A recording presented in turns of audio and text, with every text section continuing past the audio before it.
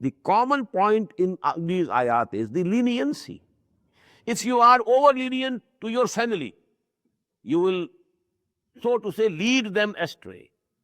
You have to be strict. You have to enforce the laws of Allah subhanahu wa ta'ala in your family. If you are the head of the family, you are responsible. Anything committed wrong in your house, you are to be held responsible on the day of judgment. Because it's your family, your home, you are its head, you are responsible. So over leniency, that also actually leads the families to go astray. Don't be harsh even, but you have to be on the guard. Ya ayyuhalladhina amanu inna min azwajikum wa awladikum aduwwan lakum fahdharuhum wa in ta'fu wa tasfahu wa taghfiru fa inna Allaha ghafurur rahim.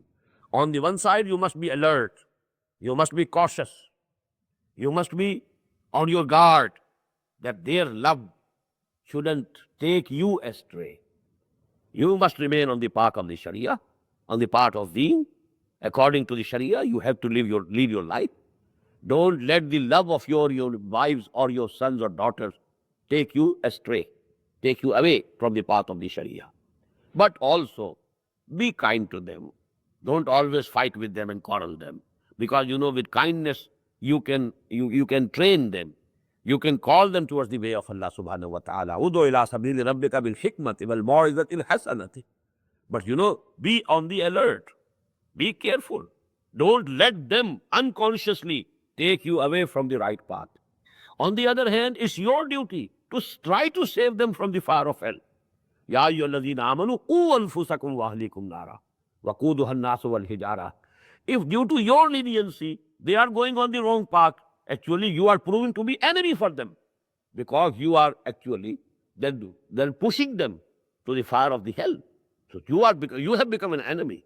If you believe really in the hereafter, if that is the real life, then that is the logical result that I am telling you.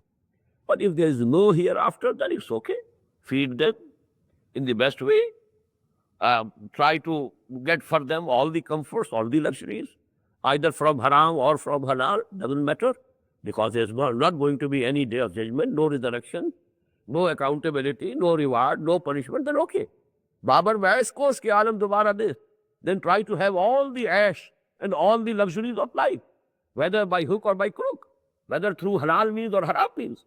But if there is resurrection, if there is the day of judgment, if there is the eternal life of the hereafter, then you'll have to think twice that what should be your attitude to your families.